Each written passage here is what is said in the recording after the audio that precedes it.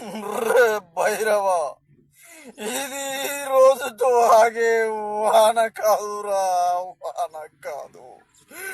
3 రోజుల నుండి కొట్టిన చోట కొట్టకుండా, పడిన చోట పడకుండా కొడుతూనే ఉందిరా. ఉన్నవే 2 ట్రాయలు రా, అవి కూడా ఈ రోజు తడిచిపోయాయి. వేసుకున్నది వేసుకోలేక, విప్పింది తడుచుకోలేక, ఎందుకమ్మా వాడమ్మా ఇలా నా వెంట పడుతున్నావు? ఆఫీసుకు రమ్మని అక్కడ నుండి ఫోన్లు. ఈ రోజు నేను ఎలా వెళ్ళాలి?